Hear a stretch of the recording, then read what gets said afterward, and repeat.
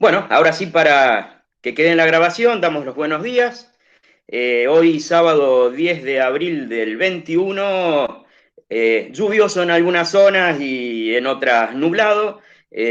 Vamos a retomar lo que empezamos el otro sábado, es Semana Santa de por medio, con este segmento de la diplomatura, que más que nada tiene que ver con, para hacer un repaso de la primera clase, hicimos toda una perspectiva de cómo el sujeto se puede autogenerar, esto visto desde la perspectiva de Humberto Maturana, un biólogo chileno, pero que en realidad tiene una perspectiva psicológica y sociológica muy interesante.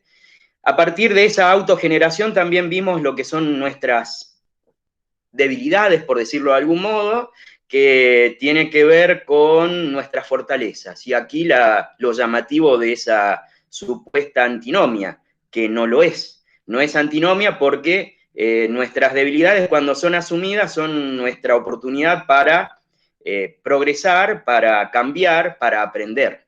Y bueno, vimos juntos un corto de poco más de 10-12 minutos, una charla TED en donde se hablaba justamente, una investigadora planteó la situación de que ve con más felicidad, y chequeado esto a partir de estudios hasta estadísticos, ve más felices y más plenas a las personas que mejor se autocritican, es decir, quienes son más autocríticos consigo mismos, es decir, los que más se alejan de la egolatría, de lo que es la propia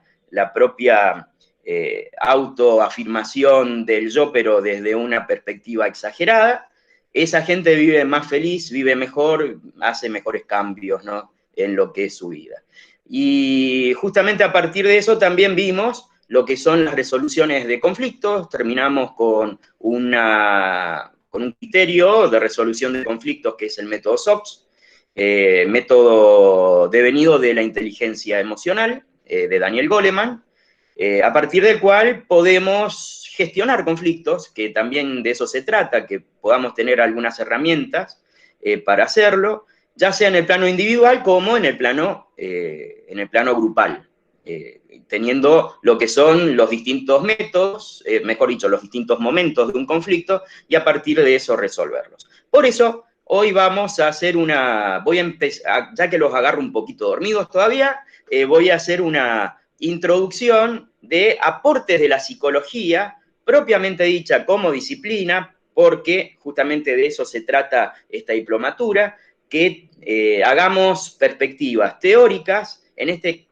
este caso, lo que vamos a trabajar, si bien de manera breve, son cuestiones académicas, teóricas de la psicología, que nos aportan visiones interesantes para lo que es este trabajo en lo que es neuromanagement, en lo que es conocernos, en lo que es potenciarnos en nuestras capacidades. Por eso, me permiten ahora, voy a compartir pantalla y, como ya les dije anteriormente, si alguien quiere entrar de manera tardía, me avisan y enseguida le damos entrada.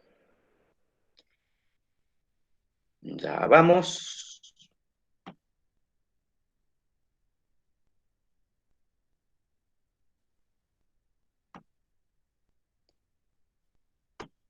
Muy bien. Bueno, con uno solo que me diga así, ya me satisfacen. ¿Lo están viendo bien la pantalla? Sí, Perfecto, muchas gracias.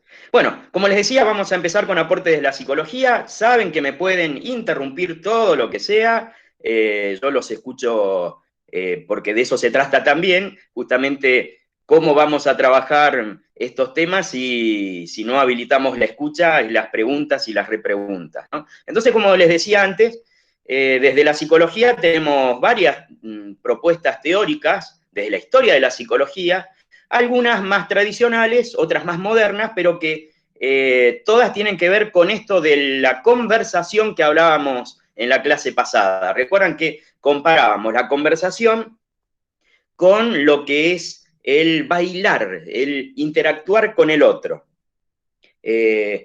Conversar, es decir, ese tema de tan diferente a lo que es el diálogo, que es algo pura y exclusivamente intelectual, es compartir información y punto. En cambio, la conversación hace referencia a la interacción con el otro. Y si de algo vamos a poner el acento en esta diplomatura, es en eso, es en la interacción, en la comunicación con el otro, en la escucha, en el saber preguntar más que saber responder. Es decir, algo que está muy desvalorizado, esto de saber preguntar por debajo de saber responder. Y las mejores evaluaciones, ¿saben cuáles son?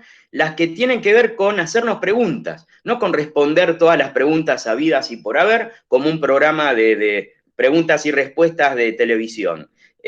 Nuestra verdadera evolución como personas que podemos autogenerarnos permanentemente, es hacer y hacernos preguntas para justamente a partir de eso progresar y generar cambios. Por eso desde la psicología vamos a empezar con una de las, si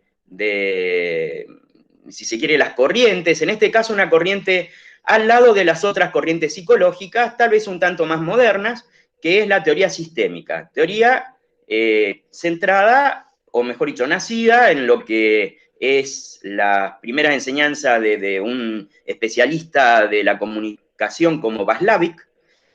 A partir de esta teoría se genera lo que es la teoría sistémica, que nos hace referencia a que somos un grupo de personas y nuestra vida en sí es un sistema donde justamente como todo sistema hay partes que interactúan entre sí y cada una de ellas tiene una dependencia de la otra. Es decir, no podemos ver, por ejemplo, un síntoma patológico o la disfunción de un grupo de una manera quirúrgica o individual. No, la tenemos que ver como parte de una cadena sistémica en donde se genera todo eso. Y más de una vez nos vamos a poder encontrar con que solucionando un pequeño elemento, que por allí es el elemento clave, el sistema mejora en su conjunto, completamente. ¿Por qué? Porque hablamos de una interacción de cosas.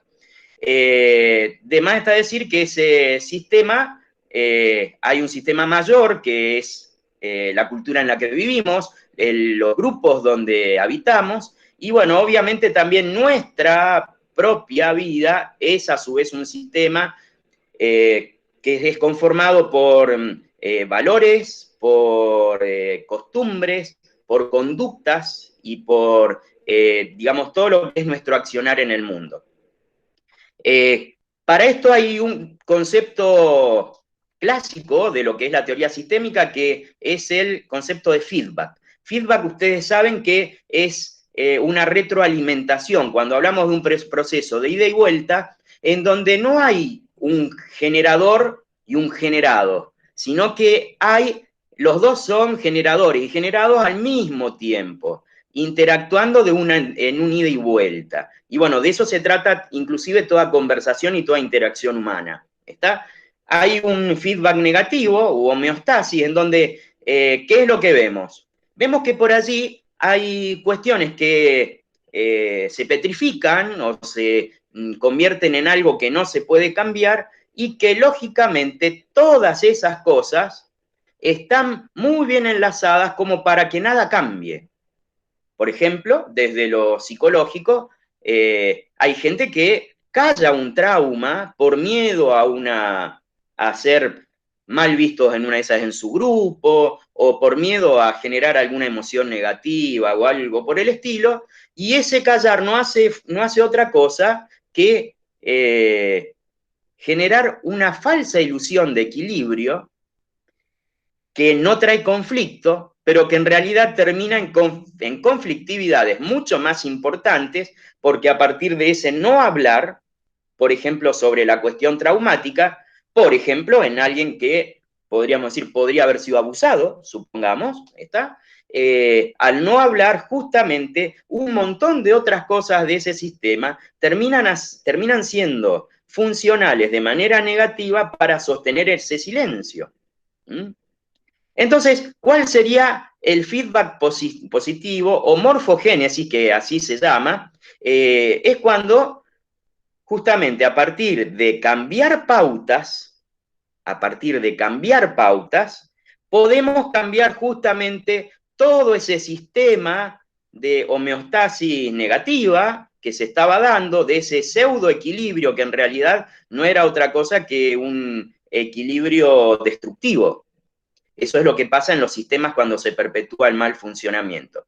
Entonces, a partir del feedback positivo o de la morfogénesis, yo puedo modificar un elemento de ese sistema y puedo ver cómo todo ese sistema puede empezar a funcionar. Por ejemplo, esa persona que en su grupo familiar puede hablar de la situación, en este caso, abusiva que padeció, por ejemplo. Entonces allí se dará una liberación de la palabra, que claro, al lado del otro podría ser visto tal vez como molesto, como incómodo, pero hay determinadas incomodidades que necesitamos sí o sí para generar el cambio, que de eso se trata.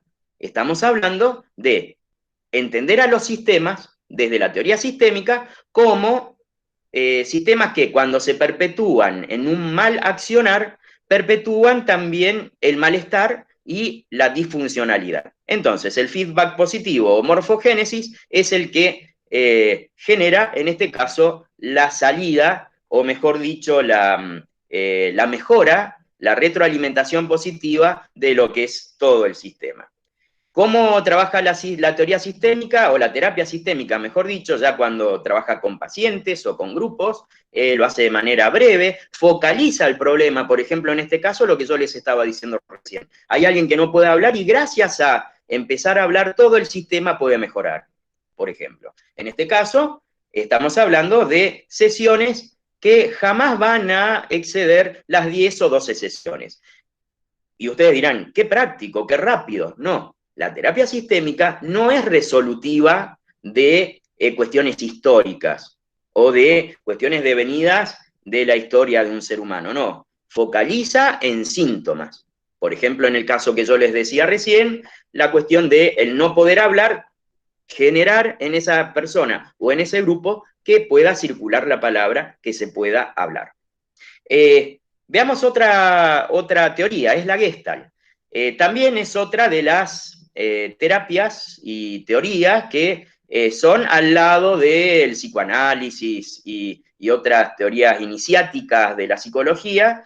Es un tanto más moderna. Y bueno, lógicamente, en este caso, la Gestalt, así como hablamos que en la sistémica se ponía el acento en la comunicación y en lo que es el funcionamiento de los sistemas, la Gestalt pone exclusivamente el acento en la emoción.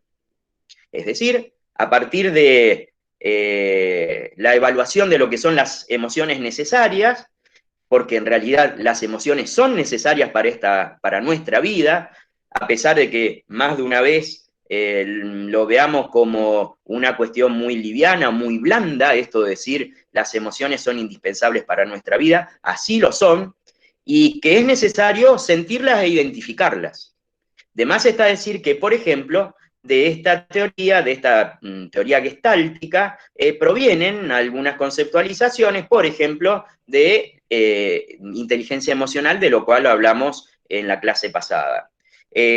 Cuando hablamos de el enfoque terapéutico de la terapia sistémica, es obviamente una terapia humanista. Humanista, ¿por qué? Porque no es resolutiva, es decir, no trabaja sobre lo que es la resolución de un síntoma, sino que trabaja sobre el hecho de que la persona pueda focalizar sobre sus emociones y a partir de ese verse, aceptarse.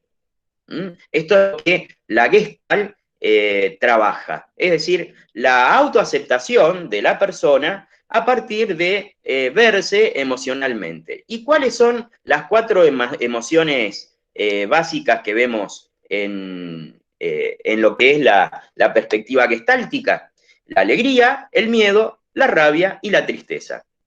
Estas 4 emociones son las básicas y deben ser, por lo pronto, identificadas en los momentos que las siento. A partir justamente de sentirlas, yo puedo ser más consciente de lo que hago y de cómo puedo estar tratando al otro, de cómo me puedo estar tratando a mí mismo. Entonces, alegría, miedo, rabia y tristeza, las 4 emociones básicas sobre las que trabaja la Gestalt. Y como les decía recién, hay algunos preceptos de la Gestalt que son claves y que los vamos a enumerar. El vivir el aquí y ahora no trabaja sobre lo que es el pasado, como después vamos a ver, trabaja el psicoanálisis, por ejemplo, sino que trabaja sobre el presente, sobre lo que me pasa ahora, sobre lo que siento ahora. Tampoco trabaja sobre el futuro, le interesa el aquí y ahora. Eh, También otro precepto de la Gestalt tiene que ver con no ponerle tanto el acento a la imaginación, sino experimentar lo real. Es pragmática la Gestalt. En eso también la sistémica que vimos anteriormente hace lo mismo. ¿Por qué son pragmáticas? Porque es experimentar lo real y no imaginar lo que podría pasar bueno, e irse a otros momentos, ya sea lo que podría pasar sería el futuro.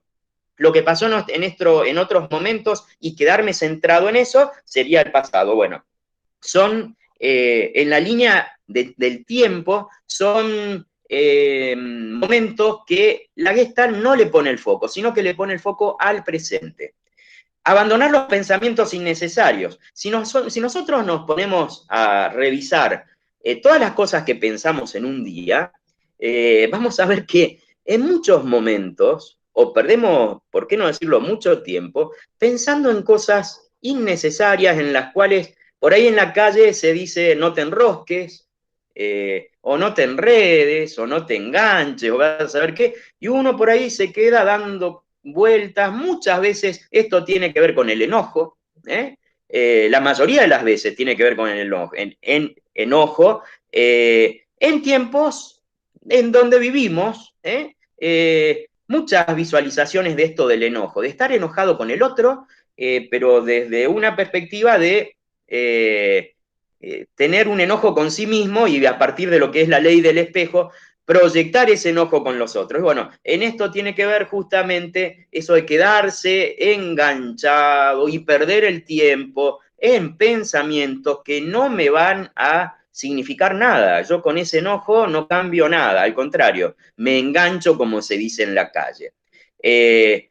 Obviamente que es preferible expresar antes que manipular, explicar, justificar y juzgar. También vivimos muchas veces justificando algunas cuestiones nuestras, y ni hablar de juzgando a los demás, y perdemos el tiempo en eso en lugar de expresar y generar a partir de nuestras expresiones, a partir de lo que podemos decir, manifestar y expresar justamente a partir de lo emocional, perdemos el tiempo de estar con el otro y de generar con el otro. Y esto no hago solo referencia a una cuestión de convivencias, sino también, por ejemplo, podemos hablar en lo que son grupos de trabajo, en grupos productivos. El expresar emociones, no es pérdida de tiempo. Y esto está por demás de claro en lo que son las nuevas perspectivas justamente de esto que estamos trabajando en neuromanagement. Cuando hablamos de todas las referencias que ustedes van a tener durante estas clases, van a ver que la emoción importa. Y importa mucho más que la explicación, que justificar permanentemente o que juzgar, y menos, ¿no? Que juzgar permanentemente, que perdemos el tiempo poniéndole una nota al otro o poniéndole una referencia medible al otro en una de esas y perdiendo de vista las potencialidades de ese otro, enclaustrándolo a ese otro. Tenemos derecho a sentir todas las emociones, sostenerlas o dejarlas ir. Como yo les decía anteriormente, cuando hablábamos de esas emociones que recuerdan, cuando hablábamos de esas emociones como la alegría, el miedo, la rabia y la tristeza, bueno, ¿por qué no? Con respecto a la rabia y la tristeza, rabia o enojo y la tristeza, dejarlas ir a veces es bueno. Es decir, desapegarse de ellas. ¿Mm? Y ustedes me dirán, ¿eso no siempre es voluntario? Claro que sí, no vamos a ser tan improvisados de decir que toda persona puede lograr dejar de lado su rabia o su tristeza de una manera fácil. Pero sí nos podemos entrenar para eso, sí podemos visualizar eso y justamente hay técnicas para lograrlo. Responsabilizarse de las propias acciones. Otra cuestión que solemos tener como vicio, siempre de poner la culpa en el otro o poner la responsabilidad de lo que nos pasa en el otro. Antes yo les hablaba de la ley del espejo. Justamente la ley del espejo es eso, es decir, es proyectar lo que a uno le pasa en el otro, es decir, que uno termina diciendo del otro lo que en realidad es parte de uno. Y eso se llama ley del espejo y obviamente es algo a superar en lo que es también la perspectiva gestáltica. Y el último precepto, este que decimos de lo gestáltico, el acepta ser como eres. En ese como soy, yo me voy a encontrar que tengo virtudes, defectos, fortalezas, debilidades, y justamente todas ellas son partes de mí. Yo soy eso, soy no solamente esas cuestiones que muestro en un currículum vitae, y que lógicamente es entendible que lo haga así porque quiero conseguir ese trabajo, pero el currículum vitae es solamente una visualización positiva de esa persona que se está presentando para obtener un trabajo. De hecho, cuando hago entrevistas de selección de personal, hago siempre una visión o facilito una visión de lo que son las propias debilidades o las propias debilidades de lo que es el entrevistado, y justamente, aunque ustedes no lo crean, es más valorado o más valorada la persona que puede ver sus debilidades, puede hablar sobre ellas, que la persona que las oculta. Por eso, inclusive hasta les doy un consejito. Cuando hacen una entrevista de selección de personal, si le preguntan sobre sus debilidades o defectos, hablen de ellas. Eso es autoconocimiento. No digan, por ejemplo, hay cuestiones típicas en una entrevista de selección de personal, y perdónenme que me corra un poquito de lo gestáltico, pero tiene que ver con el tema, ¿no? Uno para venderse como producto, vieron que cuando nos venden un producto, siempre nos hablan de las bondades que tiene ese producto. Nunca nos van a decir, no, está hecho para durar un mes y después se rompe. No, nos van a decir, bueno, mirá qué lindo color, o cómo funciona, o cómo te soluciona los problemas. Bueno, lo mismo podemos hacer con nosotros, es decir, poder hablar de nuestras debilidades marca algo positivo en lo que es, por ejemplo, una entrevista de selección de personal. ¿Eso de qué habla? De que yo me puedo mirar a mí mismo, y si me puedo mirar a mí mismo, tengo capacidad de aprendizaje y de cambio, que es lo que una organización necesita. Una organización no necesita a gente infalible. Para eso llegarán los robots en algún momento. El ser humano tiene que interpretar lo que son, desde esta perspectiva emocional, entre otras cosas, sus debilidades, sus defectos, a ver, además de sus virtudes, es decir, valorarse como uno es, aceptar como uno es, esencia en lo que es la técnica gestáltica. Vamos al psicoanálisis. Acá sí, ya nos vamos a una perspectiva histórica del sujeto. De esto habrán escuchado, si se quiere, más, ¿no? Porque se podría decir que la técnica psicoanalítica es la... Perdón que interrumpa, profe. ¿Sí? ¿No está corriendo los diferentes cuadritos? No están, se quedó en donde habla de la alegría, el miedo y en la rabia, ¿no? Quedó Ah, ahí. bien, bien, bien. Bien, bien, bien, bien, perfecto. Perfecto. Ahí estamos. Eso es. Déjenme ver. Entonces, el mismo problema técnico que tuvimos los otros días. Se ha reconfigurado el Meet y por eso, pero supuestamente lo había arreglado. Vamos a ver.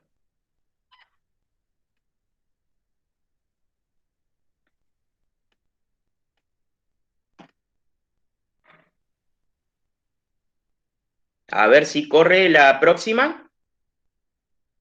¿Ven la diapo que dice algunos preceptos que guían el proceso terapéutico gestáltico? Ahí sí. Bien, Bien. muchas gracias por avisar. Por favor, interrumpan cuando hay algún problema técnico, que son por demás de frecuentes en estas situaciones. ¿Eh? Bien, a ver si corre la próxima. ¿La están viendo? Psicoanálisis. Se ve. Muchísimas gracias. Bueno, como decíamos, el psicoanálisis encuentra su origen en un neurólogo de finales del siglo XIX, ¿no? Sigmund Freud fue el que, haciendo estudios sobre una enfermedad muy frecuente en esa época, que eran las histerias, haciendo y utilizando lo que era primero un método que era el método hipnótico, es decir, a partir de la hipnosis, se encuentra con que sus pacientes bajo hipnosis relataban cosas que ya que al salir del trance hipnótico, al salir de ese momento y volver a una vida despierta, a una vida de lucidez, no recordaban lo que habían dicho bajo hipnosis. Eventos muchas veces traumáticos. Y bueno, a partir de ahí se empezó a generar la idea central de lo que es el psicoanálisis, que es el inconsciente. Y el inconsciente teniendo mecanismos muy distintos a nuestros mecanismos voluntarios de la conciencia. En esos mecanismos inconscientes nos encontramos con reglas que son totalmente diferentes a lo que es nuestra conciencia. Por ejemplo, en el inconsciente hay atemporalidad, es decir, todo es presente, hay ausencia de contradicción, es decir, que el amor y el odio se pueden mezclar, hay un predominio del principio del placer, uno tiende, desde las acciones inconscientes, tiende a evitar lo displacentero y a ir automáticamente hacia lo placentero. Bueno, eso fue lo que descubrió Freud como instancia que todos tenemos y que debemos hacernos cargo de esa instancia que muchas veces nos maneja, en lugar de nosotros manejarla a ella, es decir, al inconsciente, tenemos que hacernos cargo y, por qué no decirlo también, aceptar esa debilidad de que más de una vez digamos algo que no queríamos decir, pero el inconsciente nos termina hablando, a eso se le llama lapsus, por ejemplo, y ni hablar de los actos fallidos, los olvidos y demás. Es muy extensa la teoría del psicoanálisis, pero acá, ¿en qué vamos a poner el acento? En lo que es lo conversacional de la técnica psicoanalítica. Corrió la diapositiva, ¿no? Sí, se ve bien. Bien, gracias. Como les decía, en este caso lo conversacional tiene que ver con la libre asociación. Y en esto pongo el acento. Si alguno de ustedes, que no nos vamos a meter en sus intimidades, ha hecho psicoterapia psicoanalítica o psicoanálisis propiamente dicho, habrán visto que el analista hace que ustedes vayan asociando y vayan haciendo lo que se llama la libre asociación. Esa libre asociación, ¿en qué se centra? Bueno, a partir de las preguntas del analista, a partir de esas preguntas que ofician para destrabar lo que es nuestro discurso, nosotros vamos asociando y construyendo nuestra verdad, la verdad que nosotros somos, a partir de esa libre asociación, que no es otra cosa que en este caso una conversación también, a partir de esas preguntas bien hechas en el sentido de que jamás son cerradas, sino que son preguntas abiertas, que a mí me facilitan el cuestionarme. Bueno, eso es la conversación y eso es lo que le sirve al psicoanálisis para la resolución de, en este caso, de síntomas, de cuestiones patológicas o sencillamente de conflictos. Entonces, ¿qué herramienta podemos sacar de acá? El analista jamás tiene digamos, miramientos en preguntar, en repreguntar. Y quiero que vayamos a eso. Desde hoy, desde el principio de la clase de hoy, estamos hablando de eso. Preguntar y escuchar. ¿Mm?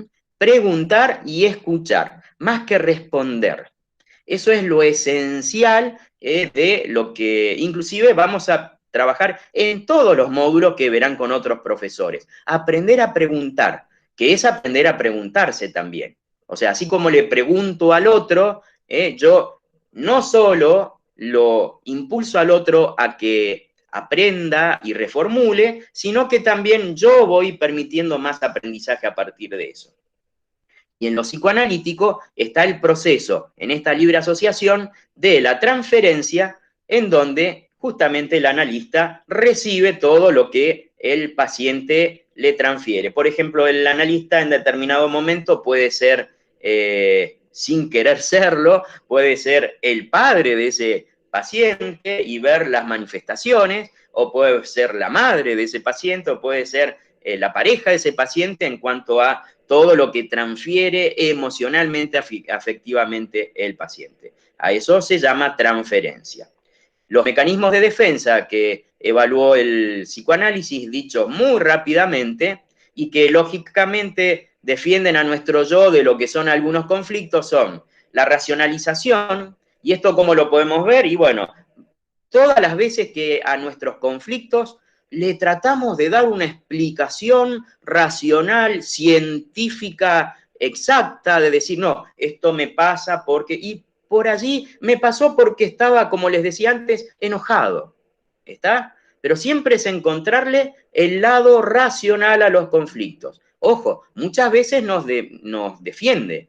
¿En qué sentido? Y bueno, por allí la razón también me puede impulsar algo interesante, como por ejemplo, bueno, ahora me pasó esto terrible, pero voy a usar esto terrible que me pasó para crecer. Y eso lo estoy haciendo racionalmente. Y a partir de ahí, y a partir de ese hablar sobre lo que me pasó, voy a impulsar a mi emoción para tomar ese hecho traumático y poder modificarlo o incorporarlo a lo que es mi propia vida. La regresión es otro mecanismo de defensa que siempre volver atrás a un momento en donde uno estaba mejor. La regresión más típica es volver a ser niño o adolescente por allí, que eran tiempos de mayor despreocupación y demás, y hacen que por ahí el adulto, en una de esas, aquejado por un montón de situaciones de la actualidad, volviendo a ser adolescente o niño, es decir, por ejemplo, jugando, por ejemplo, riéndose de tonterías con sus amigos o inclusive reuniéndose con sus amigos de la adolescencia o de la infancia, volver a ser esa persona y lo bien que hace eso, y eso tiene que ver justamente con este mecanismo defensivo que es la regresión, que quiere decir regresar a una etapa ya superada. La negación es otro mecanismo de defensa que tenemos que interpretar y que más de una vez en nuestra escucha tenemos que identificar. Hay gente que por allí le estamos marcando a partir de una pregunta, algo, y es como si ese algo no existiera más en lo que es su vida.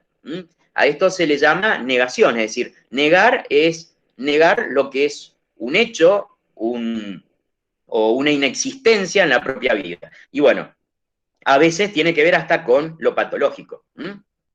Se me viene a la cabeza, por ejemplo, esas madres que habiendo vivido lo más terrible que puede vivir una madre, que es la pérdida de un hijo, el fallecimiento de un hijo, le siguen armando la cama, poniendo el plato en la mesa y hablando en presente como si esa persona existiera todavía. Eso se llama negación. Y bueno, en ese momento de defensa para atenuar un poco el dolor acontecido por la pérdida. Pero si esto se vuelve ya algo casi eterno, pasa a ser algo patológico. Es decir, como todos estos mecanismos de defensa, en un plano moderado nos sirven ¿para qué? Para atenuar conflictos. Cuando son exasperados, ya se vuelven patológicos. La proyección es esto de la ley del espejo que les decía antes, en la terapia de la Gestalt. El proyectar en el otro lo que a uno le pasa. Y más de una vez esto, si ustedes aprenden a escuchar, seguramente ya muchos de ustedes ya saben escuchar y mucho, más de una vez el que les está diciendo algo que ustedes se sorprenden, como por ejemplo, sin que ustedes hayan dicho nada, ese alguien les dice, yo sé que vos estás pensando que soy un tonto. En realidad, ¿de qué está hablando en esta proyección? Que él es el que está pensando que es un tonto por pensar de tal o cual manera. ¿Está? Eso es una proyección, eso es ley del espejo, y eso por ahí viene bien identificarlo cuando escuchamos. ¿Para qué? Porque esa persona nos está hablando más de lo que quiere decir. Si yo me quedo en la cuestión de, no, yo no pienso eso, estoy perdiendo tiempo. Lo que es importante, o lo que me sirve en esa escucha, es saber que esa persona, al proyectar eso en mí, está pensando eso de él mismo. La sublimación, que es otro mecanismo de defensa, es utilizar una energía acontecida de algo en la producción de otra cosa. Por ejemplo, como antes hablábamos de los enojos, mucha gente utiliza positivamente o de manera resiliente al enojo para producir algo. Es decir, con ese enojo, en lugar de hacerle daño a otros, en una de esas va y agarra la pala en la quinta y empieza a puntear para remover la tierra y que las plantas o las verduras crezcan mejor. Es decir, en lugar de hacerle daño a alguien, subliman. En este caso, la energía se pasa para otro lado. Y la fantasía es elaborar una especie de realidad paralela que sirva, como si fuera una película paralela, que sirva la mayoría de las veces para atenuar dolores muy importantes. A partir de la fantasía, eso es lo que se hace en este mecanismo de defensa. Acá nos venimos a algo muy importante en lo que es la comunicación y lo que va a ser esta primera parte de este sábado. Hay un psicoanalista post-freudiano, es decir, es posterior a Freud, es francés, se llamaba Jacques Lacan, y lo que más nos va a interesar de él es ver su equiparación con la lingüística. Y esto siempre, siempre apuntando a escuchar mejor, siempre apuntando a escuchar mejor. Él hace una reconceptualización de un lingüista también conocido anterior a él, que era Saussure, Ferdinand Saussure, en donde él decía que a todo significado le corresponde un significante. El significado sería la idea que tengo de algo. Y el significante, en este caso, si es palabra hablada, es la imagen acústica. Es decir, si yo digo perro o árbol, ustedes tienen una idea. La palabra que yo estoy diciendo es el significante. El decir la palabra árbol, por ejemplo. El concepto o idea es lo que ustedes piensan a partir de lo que yo digo como significante. Es decir, ustedes significan, le ponen significado a lo que yo digo, como están haciendo ahora en este momento. Y eso es, perdonen, ahí estamos. Eso es el gráfico tradicional de Saussure. ¿Lo están viendo? Sí, sí, se ve bien. Bien.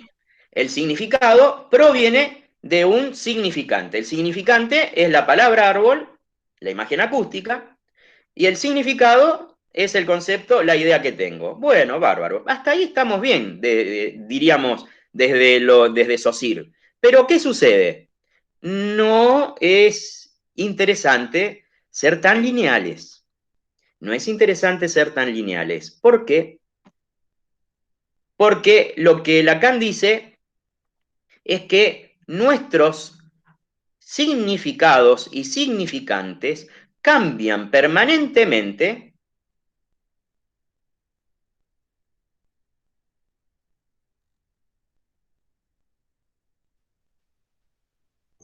Se quedó tildado, profe. No se escucha nada.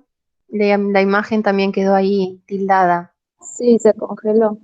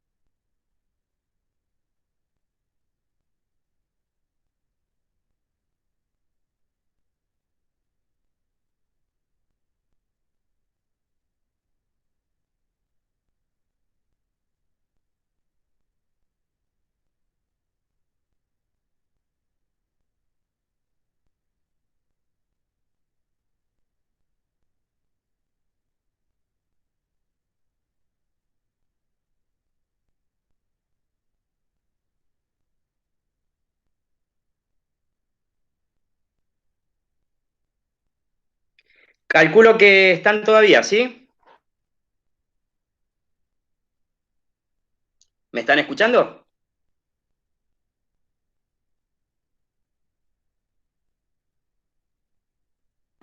Sí, sí, se escucha, profe. Ahora Bien, sí. bien, bien. Disculpen estos minutos, un corte de, como les dije, un día muy feo y aquí en mi zona tengo conexión inalámbrica y bueno, a veces suele pasar esto. Así que ténganme paciencia. Tomémoslo como que fueron 3 minutitos de recreo entre medio. Y volvemos a lo que estábamos desarrollando. Bien. Ahí estamos, un segundo. Volvemos a presentar. Un segundito, ¿eh?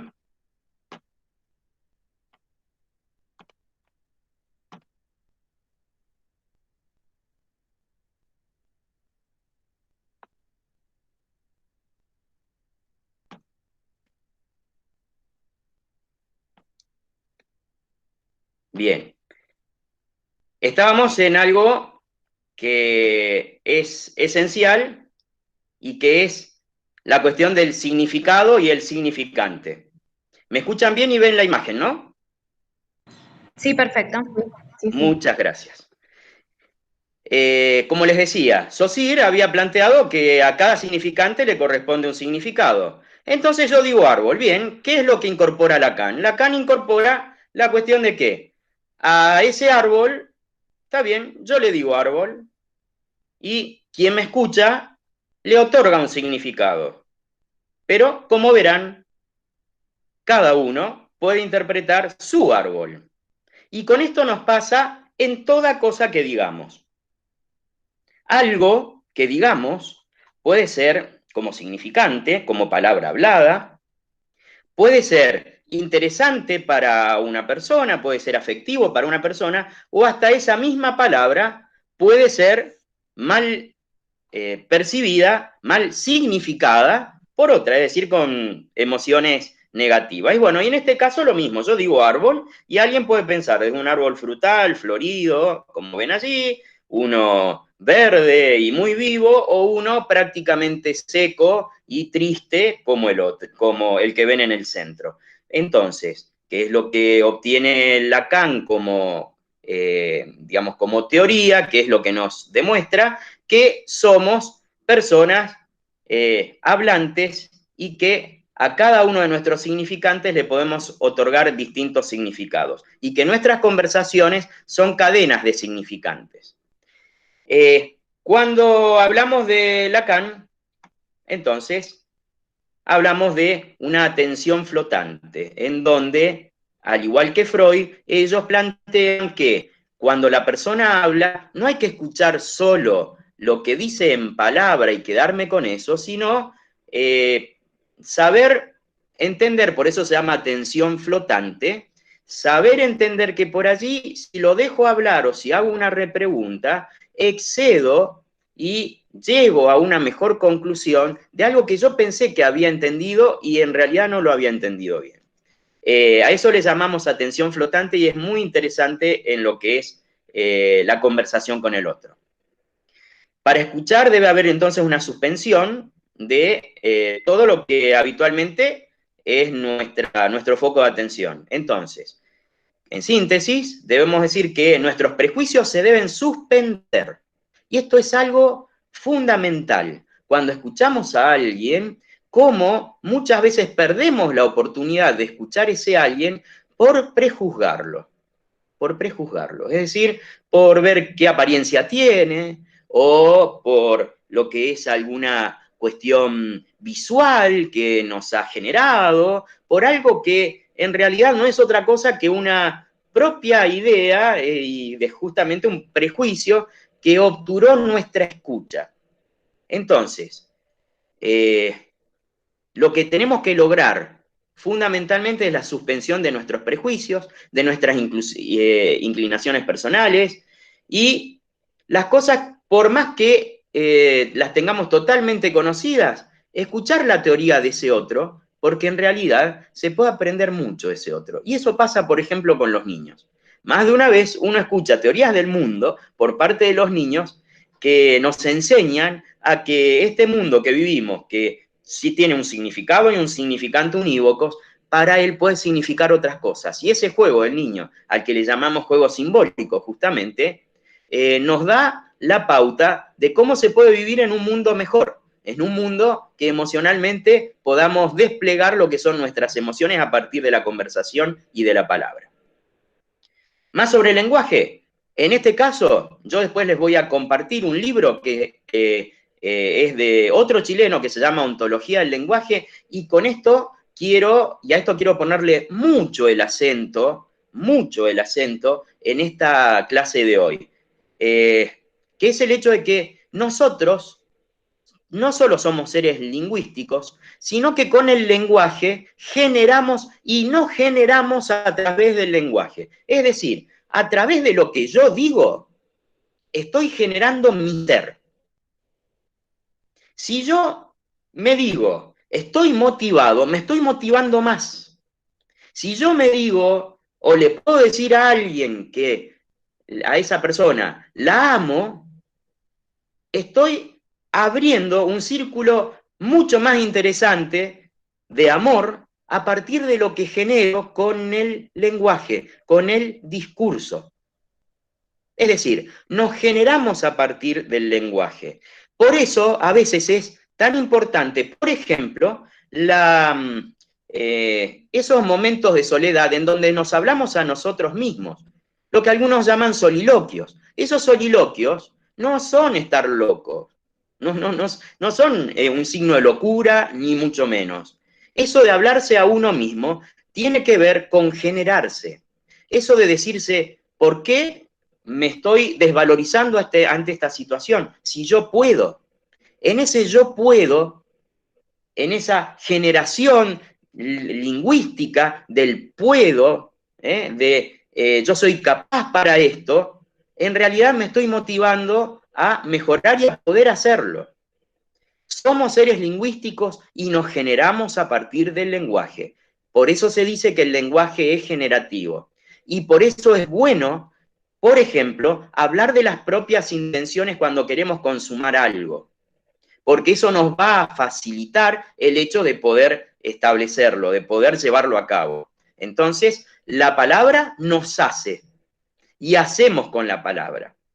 Nacimos en un mundo parlante, en un mundo que habla, en un mundo donde había palabras que nos preexistieron. Pero esas palabras nosotros las capitalizamos y nos hacemos en ese lenguaje. Por eso les decía que luego de todas las teorías psicológicas que estuvimos viendo, complementarias a esto, ¿qué podemos llegar como conclusión?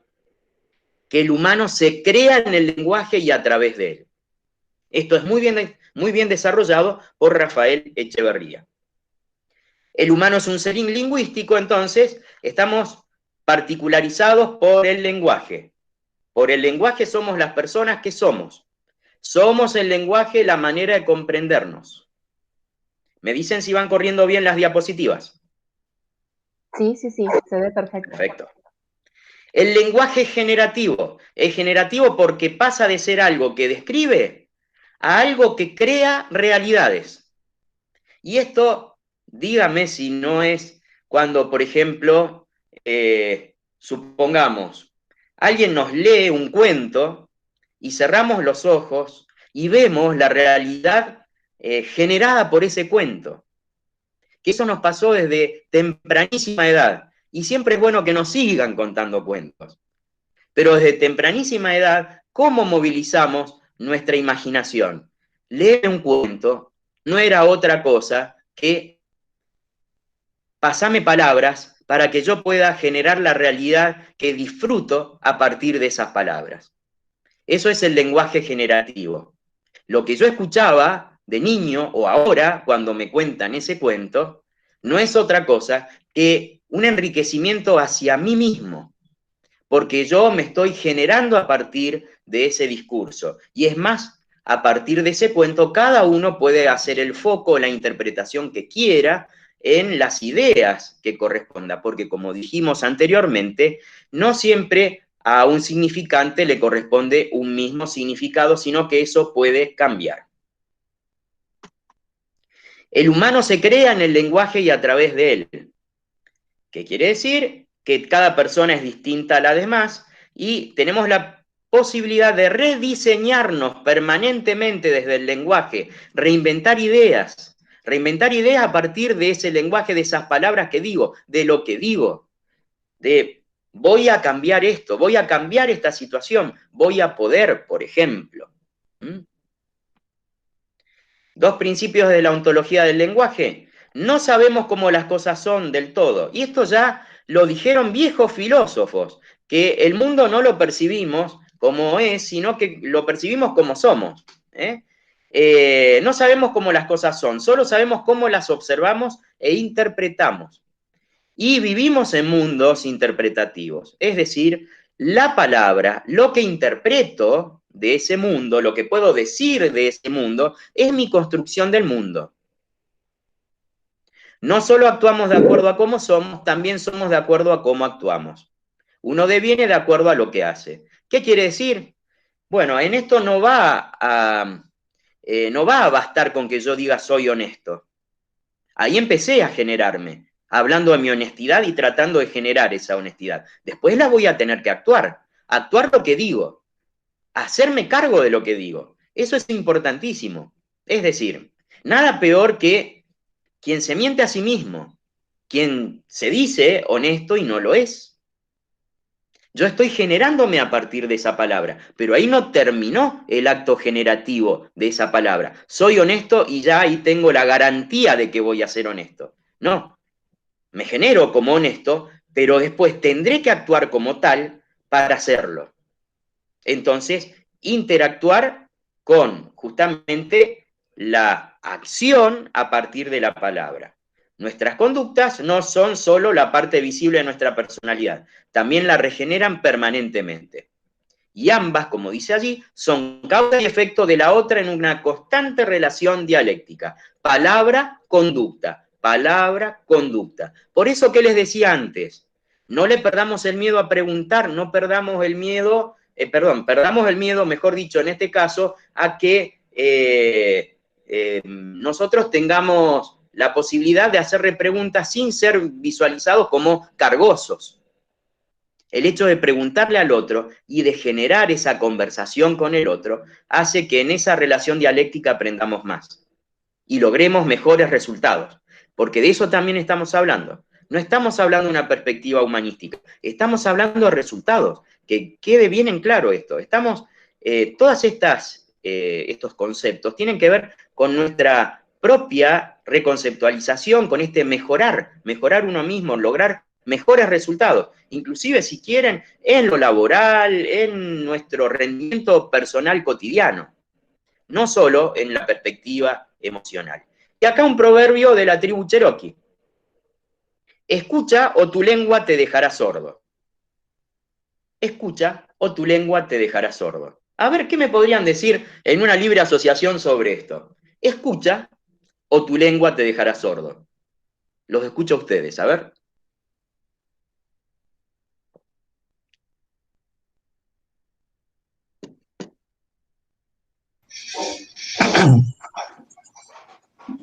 Bueno, creo que hace referencia a que si uno no escucha a los demás, entonces no puede entender qué es lo que lo rodea, entender a las otras personas.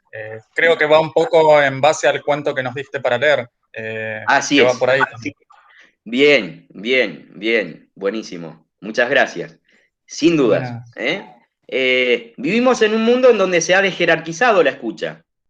Y sí se ha jerarquizado el hablar.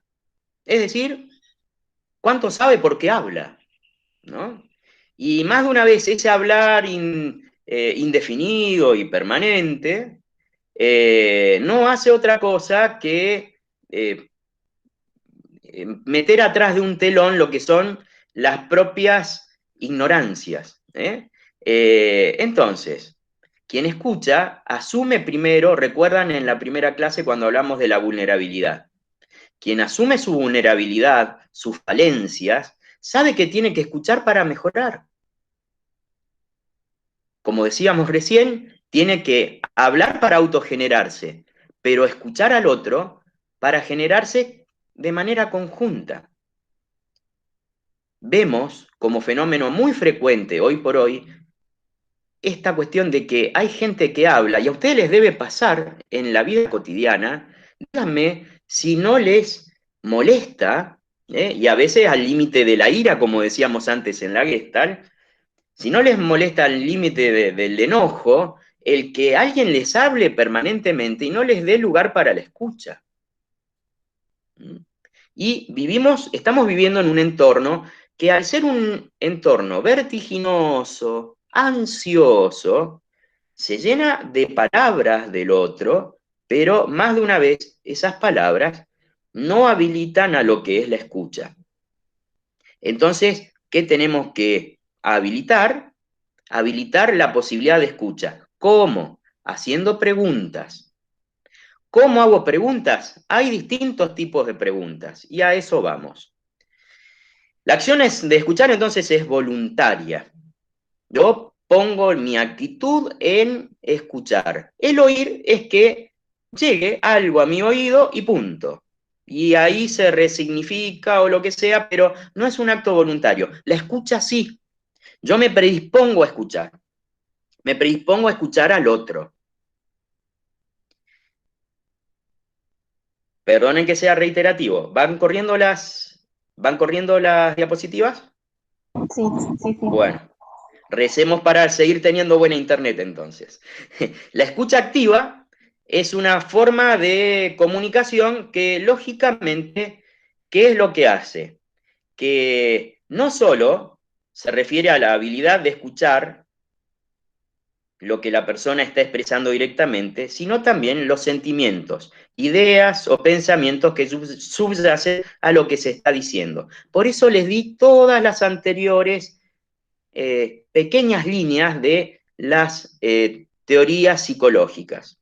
Si algo tienen en común todas ellas, es que la escucha es una habilidad fundamental y que la escucha no es solamente de palabras, de significantes que traen un solo significado. No, la escucha en esa conversación con el otro es poder, a partir de esa interacción, conocerlo. Es decir, conocerlo a partir de sus sentimientos, de las emociones, y no habla solamente con palabras, no habla solamente con las palabras que escuchamos, habla también con los gestos, lo que es su postura delante mío. Allí yo, por ejemplo, podré tener como elemento de la realidad la cuestión de decir, pará, te fuiste un poquito como se dice vulgarmente, te fuiste de mambo con esto que le dijiste, le cayó muy mal. Y en una de esas no te lo dijo, pero podrás leer lo que son sus gestos. Y ahí, por ejemplo, estará en tus posibilidades el hecho de ver hasta qué punto sanar esa comunicación que de alguna manera o de otra se resquebrajó. Entonces, la escucha activa tiene que ver con eso.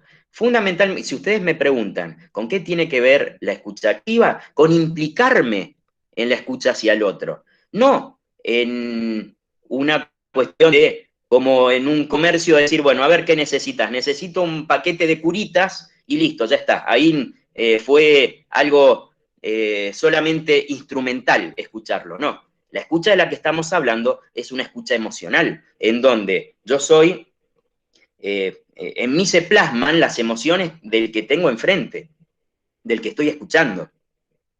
Eso es la escucha activa.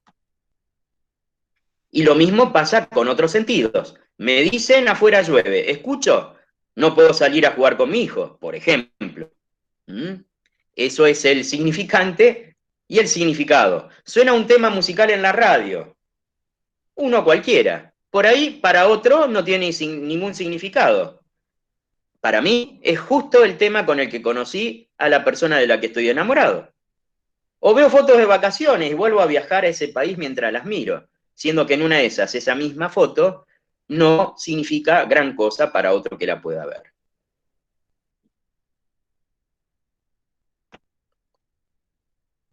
Desde Sócrates, la pregunta es importantísima.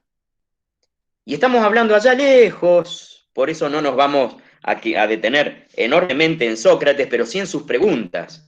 Sócrates creó un método llamado mayéutica. Mayéutica en la antigua Grecia eran las parteras, como la madre de Sócrates. Justamente la madre de Sócrates era partera, por eso Sócrates como tal genera este método. ¿Y en qué consiste? Sócrates, ¿qué es lo que dice? Que toda persona tiene las verdades dentro suyo, pero no sabe darlas a luz muchas veces. Entonces, ¿qué es lo que hace falta? Que en el afuera haya alguien, en este caso un maestro, un coordinador, un mentor, que haya alguien que haga que esa persona, a partir de preguntas, pueda construir las verdades, pueda sacarlas desde dentro. A ese dar a luz o mayéutica se enfocó Sócrates. Y para esto, lógicamente tenemos que ver lo que es la importancia de las preguntas. La importancia de las preguntas es que nos hacen pensar, nos ayudan a que se cree conciencia, nos permiten nuevas perspectivas y nos acercan al otro. Preguntemos, escuchemos. Perdonen que sea tan reiterativo en esto. Tal vez estoy siendo medio pájaro carpintero repiqueteando en la cabeza, pero es importantísimo aprender a preguntar para aprender del otro y para aprender más. Aprendamos en este caso de los nenes. Antes hablábamos de los niños. Fíjense cómo construyen su realidad a partir de las preguntas y cómo más de una vez te cansan con esas preguntas. Si no, basta con ir a esa edad de los por qué, que no son otra cosa que preguntas para explorar el mundo y para conocer al mundo. Entonces, esas son la importancia de las preguntas. ¿Y qué necesitamos para preguntar? Curiosidad, preguntar, y en esto pongan mucho el acento, no solo a nivel de qué, sino a nivel de quién. Es decir, personalizar las preguntas. ¿Quién lo dice? ¿Quién lo hace? ¿Quién lo piensa? Hacer una pregunta a la vez, eso es fundamental. Hay algo bastante molesto. Cuando estás en un diálogo, hay personas que pueden volverse una máquina de preguntar. En este caso también pueden molestar. Si pregunto algo, tengo que darle el tiempo a quien responde que me responda eso que le pregunté. Y no enseguida estar atosigándolo con una nueva pregunta. Darse tiempos para la pregunta. Y para su respuesta, obviamente. Preguntas socráticas. Vamos a ver 6 tipos de preguntas. Y a mí me gustaría que después se hagan una listita. En esto estoy sonando muy comportamental o muy maestro ciruela, pero perdónme en este caso, pero estas son una serie de preguntas que es bueno tener en cuenta, como una caja de herramientas. Así como decíamos que tenemos que saber preguntar, impulsar el hecho de preguntar, tenemos que tener un repertorio para hacer preguntas. Y después hacer carne nuestra ese repertorio de preguntas. Entonces vamos a ver 6 tipos de preguntas esenciales que nos sirven en distintos momentos de una conversación, de un hablar con el otro. Las preguntas conceptuales son, si se quiere, las más habituales, las que más se suelen visualizar como preguntas. En este caso, algunos ejemplos, ¿por qué dice usted esto? ¿Qué quiere decir exactamente esto? Es decir, más de una vez alguien nos está diciendo algo que no nos queda del todo claro. Entonces, con la pregunta conceptual, ¿qué hago? Hago no solamente que quede claro para mí, sino más de una vez que quede claro para la persona que está hablando.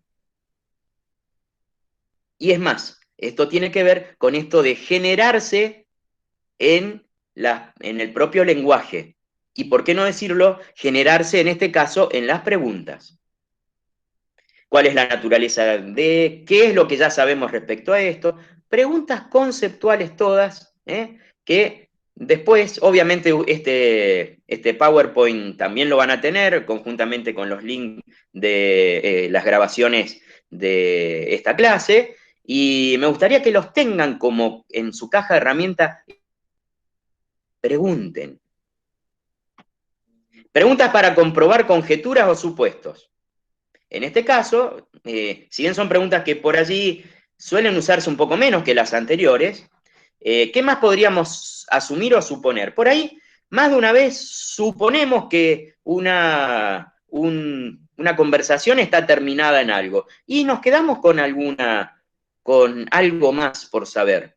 Y entonces, estas preguntas, es decir, las preguntas para comprobar conjeturas o supuestos, tienen que ver con eso, es decir, de ampliar lo que la otra persona nos estaba diciendo, o por qué no decirlo, en el soliloquio, ampliar lo que nosotros mismos estamos pensando. ¿Qué más podríamos asumir o suponer de esto?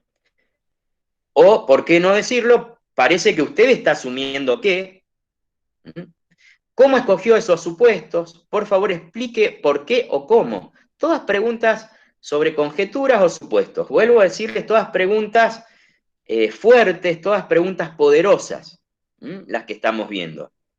¿Cómo puede usted verificar o negar esa conjetura, ese supuesto? Esto es de algo que en nuestro tiempo de redes tenemos que preguntarnos a cada rato, ¿no? Con todas esas cosas que más de una vez son cuestiones, las fake news y todos los demás, verdades que por allí alguien tiró al mundo, y que en realidad no tiene ningún tipo de comprobación, y la gente muchas veces termina reproduciendo como algo comprobado. Esto pasa habitualmente. Entonces, justamente a partir de las preguntas para comprobar o conjeturas y supuestos, podemos lograr una amplificación y, por qué no decirlo en ese caso, el origen de, en una de esas, esa falsedad que se ha generado allí. Y preguntas que exploran razones y evidencia. ¿Por qué está sucediendo esto? ¿Cómo sabe usted esto? ¿Puede mostrarme? ¿Me puede dar un ejemplo de eso? La ejemplificación es fundamental, la metáfora es fundamental. El hecho, en este caso, cuando se habla con una metáfora, Aristóteles, por ejemplo, fue otro filósofo, fue el que dijo que de las cuestiones más altas a las que puede aspirar una persona es justamente a hablar a partir de lo metafórico. Fíjense, ese precepto Cherokee que hablábamos anteriormente no era otra cosa que una metáfora, ¿no? Eso de morirse por la propia lengua no era otra cosa que una metáfora de lo que nos puede pasar cuando solo hablamos y no escuchamos. Por eso las preguntas. Preguntas sobre puntos de vista y perspectivas. Esta es muy interesante y muchas veces hasta se pueden hacer como un juego. ¿De qué otra forma o de qué otra manera se podría mirar o enfocar esto? ¿Parece razonable? ¿De qué otras maneras alternativas se puede mirar esto? Por ejemplo, volviendo al trabajo con niños, pero que también se pueden hacer con juegos, ustedes habrán visto que hoy por hoy en la pedagogía se usa el reconceptualizar los cuentos tradicionales. ¿Y qué pasaría, por ejemplo, si la mala fuese la Caperucita Roja? ¿Qué hubiera pasado? La mala es ella.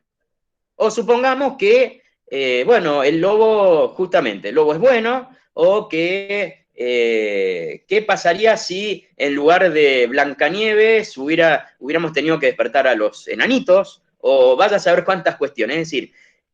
Es decir, jugar con, en este caso, si bien yo les estaba hablando de la fantasía, más de una vez contrarrestando lo que alguien está diciendo con algo hipotético, con algo que dé otro punto de vista, con algo que dé otra perspectiva, le estoy permitiendo a ese otro generar otra realidad y correrse más de una vez de ese prejuicio, ese preconcepto o de eso que él ya pensaba como cerrado.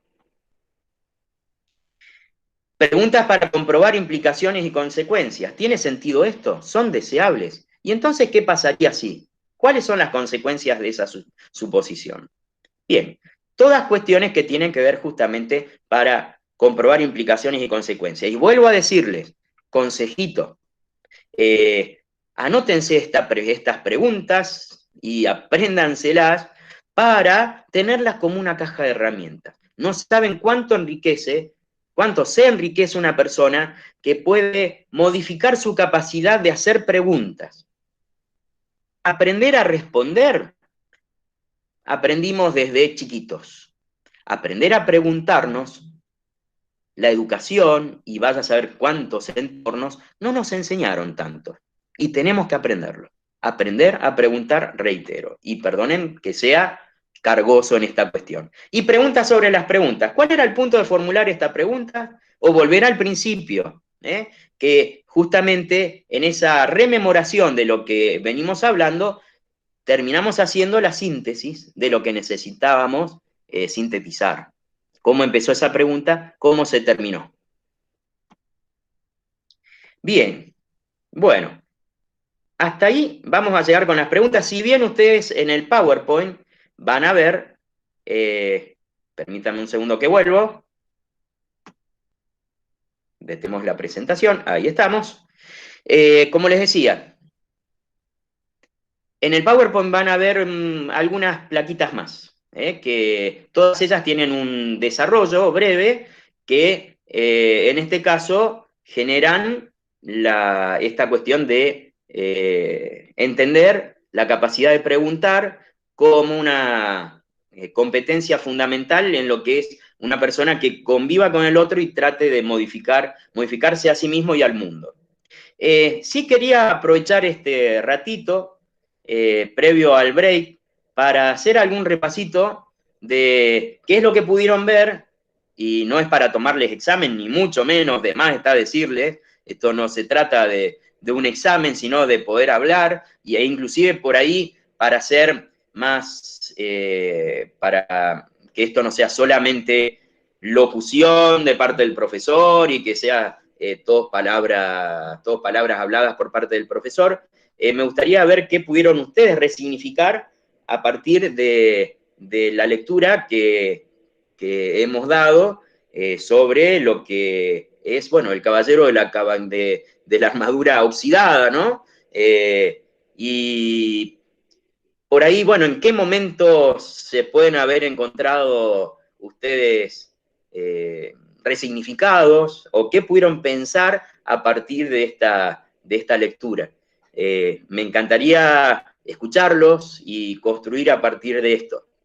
Quien quiera, lo escucho. O la escucho, obviamente.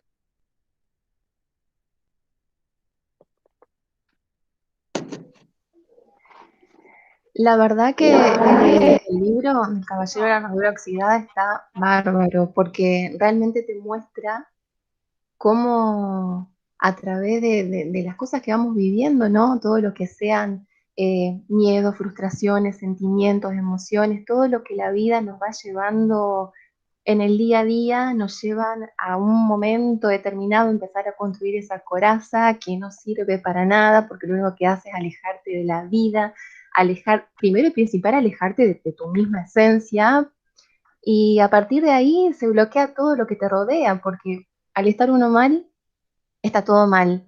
Eh, y a veces uno, bueno, como en este caso, como cuenta la historia, pudo en un momento de su vida, ¿no es cierto?, darse cuenta, trabajar por ello, para revertir la situación, pero hay muchas veces, muchas personas que no se dan nunca, eh, por, nunca se dan cuenta de su armadura, la vida se le fue, se le pasó por el costado. Eh, la verdad que está muy bueno el libro y obviamente que a uno recontraayuda, obviamente. Eh, la verdad que está muy bueno. Y a mí me gustó mucho una de las preguntas, por ejemplo, que de las que teníamos que trabajar, había una que decía con cuál de las etapas del caballero uno se siente identificado. Y la verdad que a mí el libro me gustó mucho y me sentí muy identificada, por ejemplo, con la parte final, donde él encuentra en una roca la inscripción que dice, pues no puedo conocer lo desconocido si me aferro a lo conocido. Ahí está eso de dejar las cosas, soltarlas, ir por más. Eh, Eso es lo que te ayuda a agarrar confianza, a seguir adelante, soltar un poquito todo eso y conocer algo nuevo, conocerse a uno mismo en cuanto a emociones, sentimientos, a seguir adelante y obviamente eso te lleva después a conocer las cosas que te rodean, lo que hay en el mundo. Eh, la verdad que muy lindo el libro, nunca lo había leído. Bien, bien. Gracias, Alejandra. Y bueno, más que nada, gracias por implicarte en ese momento, ¿no? Que sí, es interesante ese momento de soltar, de dejar en ese momento final, que no es final sino iniciático, fíjate vos, ¿no? Porque si bien es el momento final, es el momento de inicio para otra vida. No por nada, ya hay un preconcepto en el título del libro. La armadura está oxidada, además. O sea, que ni siquiera cumple con esa función que nosotros creímos que cumplía, que es defendernos de algo. Y en realidad esa hiperdefensa no hace otra cosa que generarnos un montón de inhibiciones. Y esa hiperdefensa no termina siendo otra cosa que un autoataque. No sé si ustedes saben, esto es hasta biológico. Hay un montón de enfermedades que son enfermedades de defensa. Ejemplo, yo me puedo, bueno, lo que está pasando hoy por hoy, es decir, enfermedades respiratorias, por ejemplo. O sin, para no abundar tanto en esta enfermedad que nos rodea en esta pandemia, vayamos a las alergias. El alérgeno es un elemento que entró en el cuerpo y es un elemento poco importante. ¿Qué es lo que nos enferma? Toda la inflamación defensiva que hicimos por esa cosa insignificante. Es decir, nuestra defensa termina enfermándonos y hago un edema de glotis, se me ponen los ojos así y no puedo ni respirar. ¿Y todo qué fue? ¿Fue el alérgeno? No, fue la defensa de mi cuerpo. En lo psicológico, muy habitualmente pasa eso. Mi hiperdefensa no hace otra cosa que enfermarme más. Y el caballero de la armadura oxidada, podríamos decir que es una referencia a eso, y es muy interesante, Alejandra, ese momento que planteas como iniciático, es decir, a partir de ahí, a partir de revisar esa armadura, y si es posible desatornillarla, poder empezar otra vida. Claro, porque al paso del tiempo, si esa armadura no se desatornilla, como vos decís, se convierte en algo patológico, te domina tu vida, así que es esencial hacer un autotrabajito por dentro como para... Es fundamental. Bien, y esto quiero que lo vayamos enlazando con lo que vimos de las terapias psicológicas, de las teorías psicológicas. Fíjate que, Ale, vos planteaste una cuestión vinculada a lo sistémico, como por allí, cortando una cosa, por allí después tengo beneficios en muchas otras. A eso hacemos referencia con lo sistémico. A darle, cuando hablábamos de lo emocional y lo gestáltico, a darle importancia a lo que siento, y no tanto en lo que pienso, que es lo que más me generó la armadura, porque lo racional fue la materia prima esencial de esa armadura. Lo racional defensivo, ¿está? Bien. Chicos, ¿alguno más que quiera decir algo? No los voy a obligar, reitero, solamente me encantó lo que Ale nos aportó.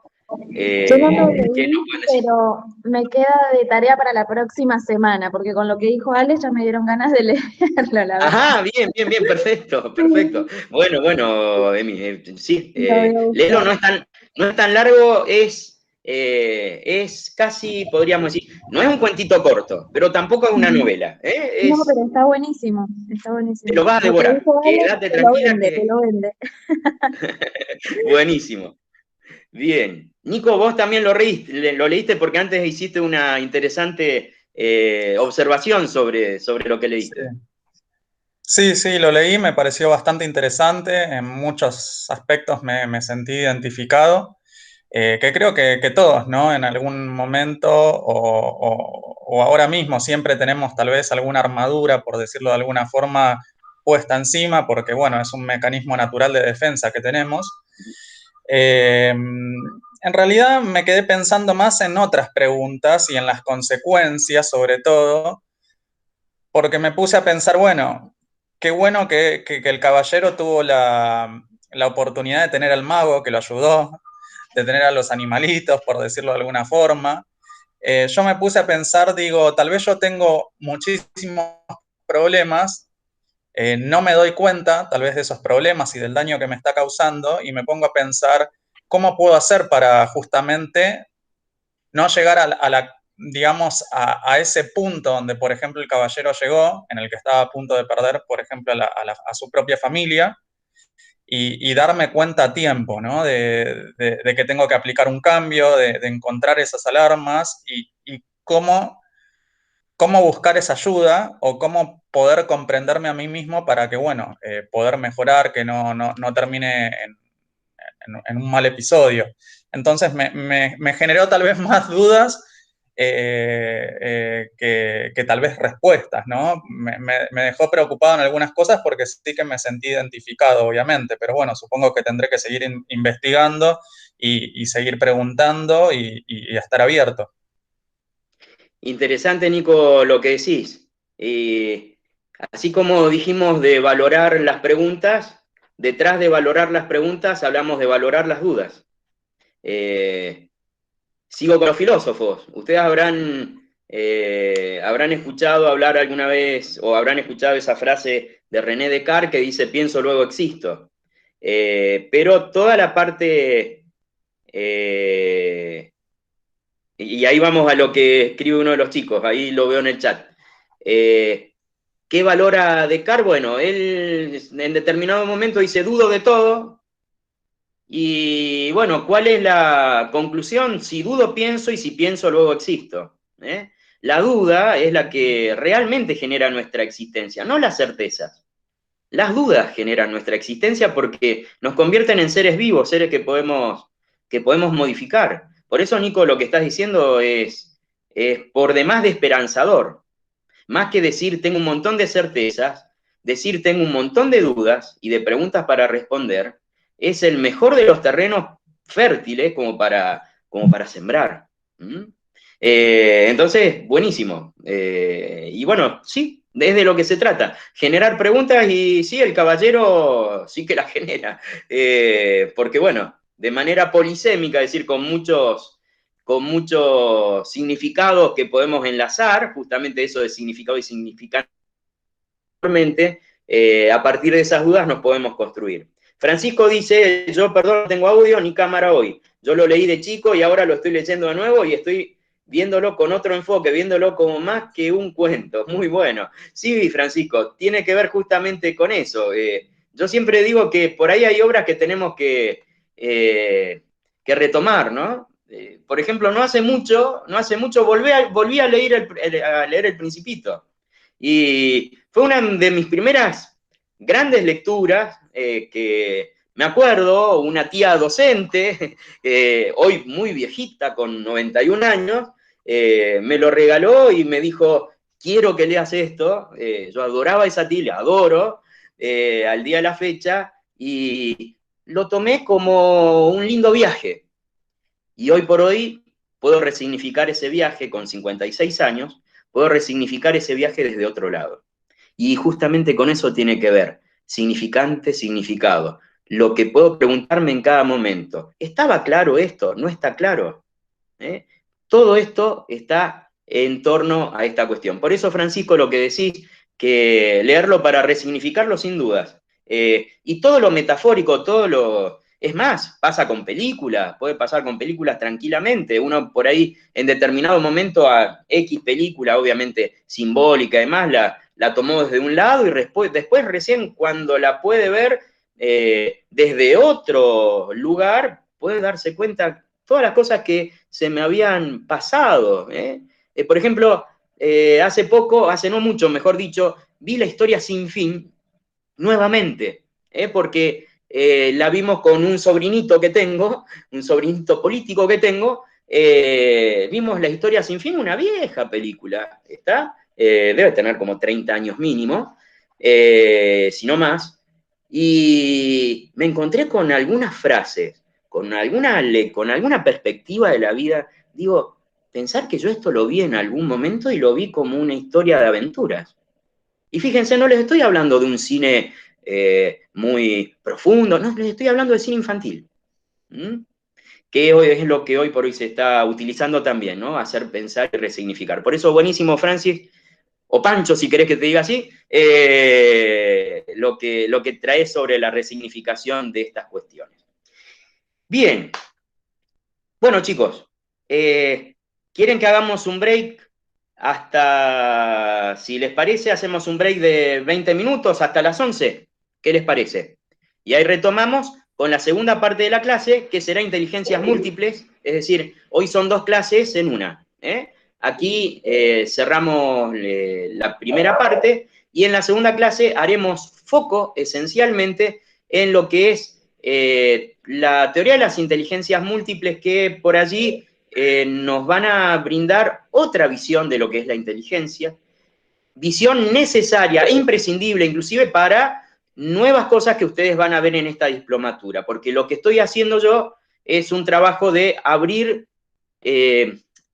terreno para que después se adentren en todo lo que posteriormente les va a traer esta diplomatura, que los va a enriquecer y mucho. Por eso, si les parece, a las 11, 11 en punto, nos estamos conectando de nuevo. ¿Les parece? Listo, perfecto. Muy bien. A las 11 Bárbaro. nos estamos viendo. Hasta luego.